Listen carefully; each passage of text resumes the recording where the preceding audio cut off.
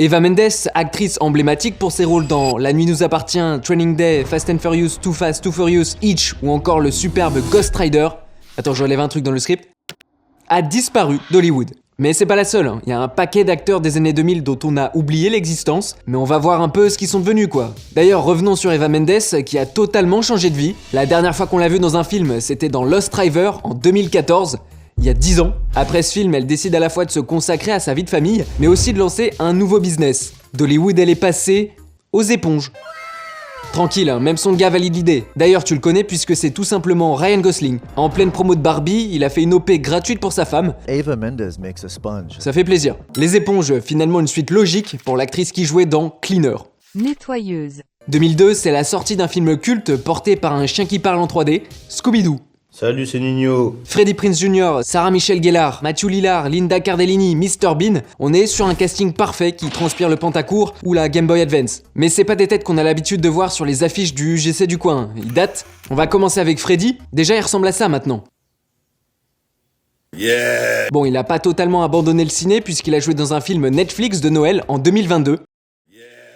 Bon ok, c'est comme s'il avait abandonné le ciné. Pas de premier rôle depuis plus de 10 ans. Faut dire qu'il a enchaîné les flops. En 2008, il crée une série à son nom. C'est vraiment Fred dans la vraie vie en fait. Série annulée au bout d'une saison. Puis il a enchaîné avec Brooklyn Rules, New York City Serenade et Jack and Jill vs The World. Ça vous dit rien ? C'est normal. Mais il a su rebondir en intégrant la saga Star Wars. Il a fait du doublage tranquille. Une saga un peu connue qu'il a qualifiée de film pour enfants. Star Wars is for f***ing kids. Ah ouais, bah alors pas pour moi quoi. Un peu comme Eva Mendes, et sûrement pour passer à autre chose, il a développé une nouvelle passion, le catch. Il a été producteur et réalisateur de shows pour la WWE et anime un podcast sur le catch depuis 2021, Wrestling with Freddy. Il aime vraiment bien mettre son nom dans ses projets. Format qu'il apprécie puisqu'il est aussi aux commandes d'un podcast sur les films d'horreur, passion qui lui est sûrement venue sur le tournage de Souviens-toi l'été dernier. D'ailleurs, il y a moyen qu'il reprenne son rôle dans la suite qui n'a pas encore de date de sortie, mais qui a été annoncée, la vraie suite en mode Halloween ou l'Exorciste. La suite qu'on n'a pas demandé quoi. Contrairement à lui, elle n'a pas annoncé son retour dans le casting, c'est sa femme, Sarah Michelle Gellar. Fred et Daphné sont ensemble dans la vraie vie. Voilà, si vous étiez pas au courant. Sarah Michelle, c'est évidemment mon crush d'enfance, mais c'est surtout Buffy. Elle a joué dans Scream 2, elle a fait un caméo dans Elle est trop bien, dans lequel joue son mari d'ailleurs. Le monde est petit, hein. C'est aussi The Grudge, Southland Tales, Sex Intention, et pour le coup, son dernier projet date de 2023, une série Paramount+, pas totalement disparue donc. Par contre, mauvaise nouvelle, ou pas, pour les fans de Buffy, elle ne reprendra pas son rôle de chasseuse de vampires. Je n'aimerais pas participer à un reboot de Buffy, la pression serait trop forte. Bon et pour terminer sur le cast de Scooby-Doo, Matthew Lillard continue de jouer les dégénérés parce que c'était ce gars dans Scream. Un peu le même style dans Elle est trop bien, avec Freddie Prinze et Sarah Michelle, le monde est petit hein, et récemment il a joué le rôle d'un mec sain d'esprit, non, dans Five Nights at Freddy's. Salut, c'est Nino. Par contre, il a subi une terrible épreuve de la vie, lui qui était si attaché à ce rôle, on l'a remplacé en 2019 pour faire la voix officielle de Sammy Rogers. Ouais. Terrible.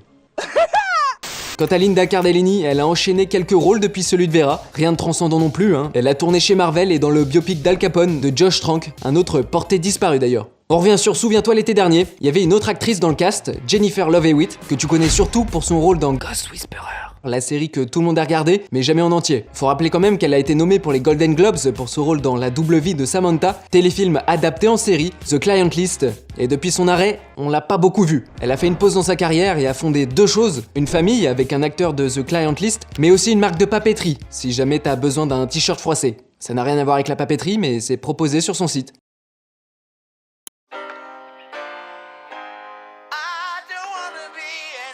Si ces quelques notes te disent rien, c'est que t'es passé à côté d'une série culte des années 2000, Les Frères Scott. J'ai même pas fini la saison, hein, j'avoue. En revanche, pour ceux qui ont maté la série sur TF1, y a moyen que vous ayez eu un crush sur Lucas, qui s'appelle Chad Michael Murray, dans la vraie vie. Chad. Alors il devient quoi ? Bah il fait semblant de faire du patin à glace dans les films de Noël. D'ailleurs, les films de Noël, c'est vraiment devenu une vocation pour lui. Noël sous son aile, Noël comme chien et chat, 5 cartes de vœux pour Noël, la surprise de Noël. Mais si je devais retenir un film dans sa filmo, ce serait plutôt La Maison de Cire, petit film d'horreur qui a une DA et une ambiance assez réussie. Je vous le conseille. Son frère Scott, James Lafferty, a lui beaucoup plus la cote, c'est le cas de le dire, puisqu'il sort Red Right Hand en 2024.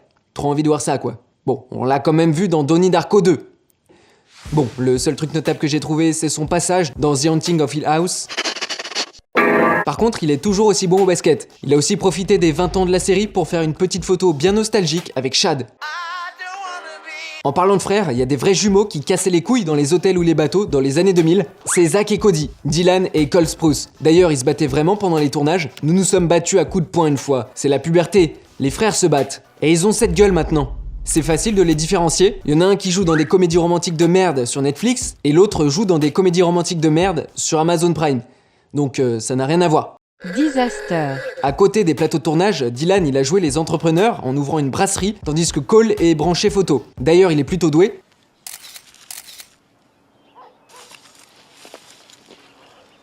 Elle devient quoi de Jessica Alba? Elle est devenue invisible ou quoi? Déjà, elle a l'air d'avoir été matrixée comme moi avec la fin de Salburn. Mais la dernière fois qu'on l'a vu dans un film, le Covid n'existait pas, parce qu'à la base, c'est quand même Dark Angel, Sin City et surtout les 4 Fantastiques. Arrêtons cette Zumba qui dit que ce film est nul. Alors à son prime en 2008, elle a décidé de se focus un peu plus sur sa fille, qui venait tout simplement de naître. J'ai eu 5 opérations avant mes 11 ans. J'avais des allergies chroniques et j'ai énormément été hospitalisé enfant. J'ai eu ce moment de « je veux vivre et prospérer et passer le plus de temps possible avec ce petit être que je fais venir dans ce monde ». Ok, ça se comprend, mais elle a pas chômé non plus. Elle est tout simplement devenue multimilliardaire. Faut peut-être un peu doser. Elle a lancé une société qui commercialise des produits d'hygiène bio évalués à 1,5 milliard en 2021. Sauf que ça lui suffisait pas. Du coup, elle a décidé de revenir au cinéma, pas en tant qu'actrice, mais en créant sa propre boîte de prod, Lady Spitfire, qui veut dire la cracheuse de feu en français. Pourtant, c'était pas elle qui jouait la torche humaine. Non, parce que dans le cas des 4 Fantastiques, Chris Evans, tranquille, il a sa petite carrière, on a l'habitude de le voir. Mais Johan Gourcuff, milieu des années 2000, il est pressenti pour jouer James Bond, sauf qu'il y a un certain Daniel qui lui passe devant. Ouais, c'est Greg. Et à part Dr House en 2018, il n'y a pas grand chose à se mettre sous la dent, surtout que c'était même pas le Dr House, mais le Dr Harrow. Après l'homme élastique, on va passer à l'homme d'acier, puisqu'aux dernières nouvelles, Tom Welling n'est pas dans les plans de James Gunn pour jouer Superman. Le mec de Smallville a une carrière assez courte, finalement comme le nom de sa série. Du coup, évidemment qu'il serait prêt à reprendre son seul rôle marquant. Bien sûr, j'y pensais l'autre jour. Nous étions dans l'une des séries les plus réussies de l'histoire de la télévision. Quelques projets par-ci par-là après Smallville, un rôle dans Lucifer par exemple. Mais si vous étiez à Paris, 54 rue Saint-Dominique, dans le 7ème, en face du bar au Canon des Invalides, le 29 décembre 2017, vous avez pu le croiser. Un petit like pour cette enquête, parce que j'ai quand même retrouvé l'adresse exacte. Vous saviez que le dernier projet un peu marquant de Lindsay Lohan, c'était Scary Movie 5 ? Ouais, quand on arrive là, c'est que ça sent la fin. Surtout que personne n'a vu Scary Movie 5. Bon, elle a quand même respecté la tradition des carrières foutues et a tourné dans un film Netflix de Noël. Noël tombe à pic. À l'époque qu'elle est devenue connue avec Lolita malgré moi, remaké tout récemment, il y a eu Freaky Friday, À nous 4 et toutes ces prods Disney des années 2000 qui ont bien contrasté avec son passage en prison et ses cures de désintox. Grosse force mentale pour gérer ça et les paparazzi. Du coup, elle a pris la direction de Dubaï pour avoir un peu de tranquillité, une petite ville qui lui a sûrement donné l'idée de créer une télé-réalité, Lindsay Lohan's Beach Club en 2019. J'ai pas regardé, je vous avoue. Mais attendez, parce qu'elle sort un film en 2024, Irish Wish, sur Netflix, petite comédie fantastique, romance, un peu vibe années 2000 en vrai. Je suis obligé de parler d'Aiden Christensen qui a totalement changé de tête et de métier.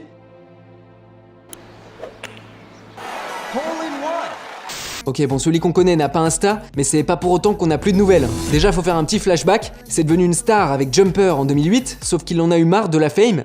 Oui, c'est normal d'avoir bugué sur ce que j'ai dit. Aiden, c'est bien évidemment Anakin Skywalker. La preuve encore avec cette une du magazine Empire. Mais fin des années 2000, il en peut plus, il veut changer d'air. Qu'est-ce qu'il fait? Il achète une petite ferme qu'il retape lui-même et décide de devenir agriculteur. Il s'occupe du bétail, de la culture, du matériel agricole. Et un jour, toc toc, Disney toque à sa porte et lui propose de reprendre le rôle d'Anakin pour la série Obi-Wan. Ce vieux sorcier, bon, il est timbré.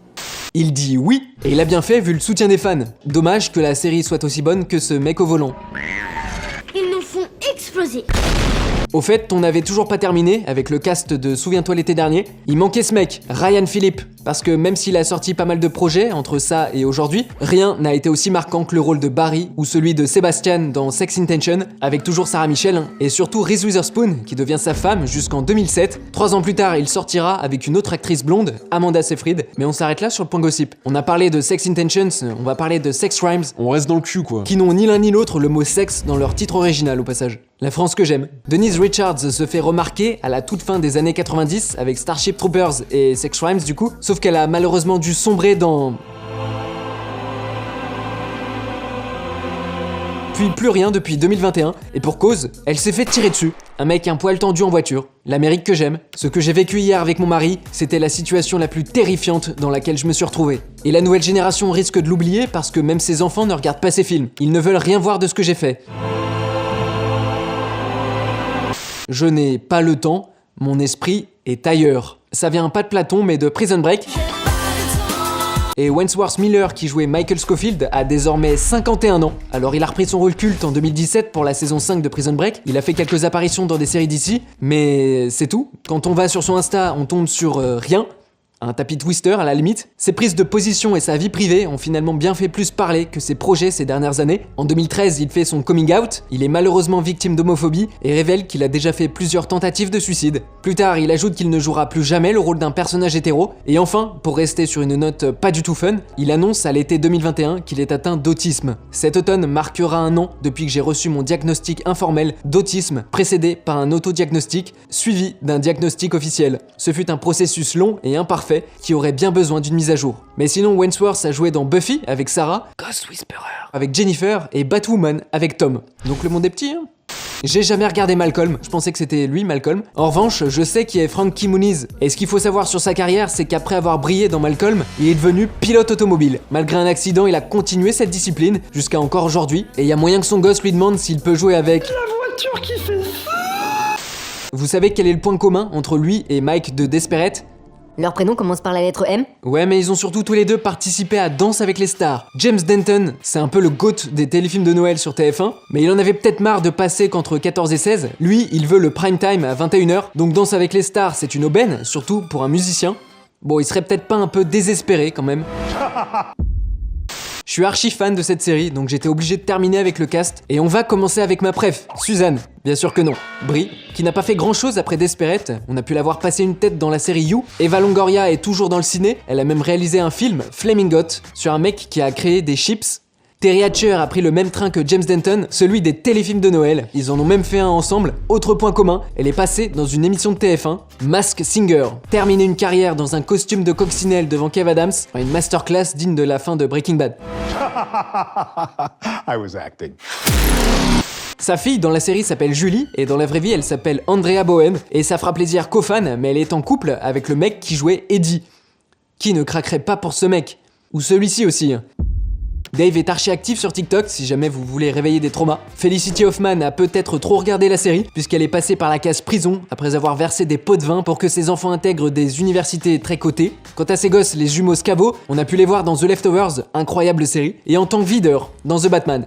Ouais, ils étaient là. Voilà, je crois qu'on a fait le tour de la nostalgie. Si jamais j'ai oublié un acteur ou une actrice que t'aimais bien dans les années 2000, bah dis-le moi en commentaire. Tu peux donner de la force à la chaîne en likant ou en partageant la vidéo à tes potes. On se retrouve très vite, bisous, ciao.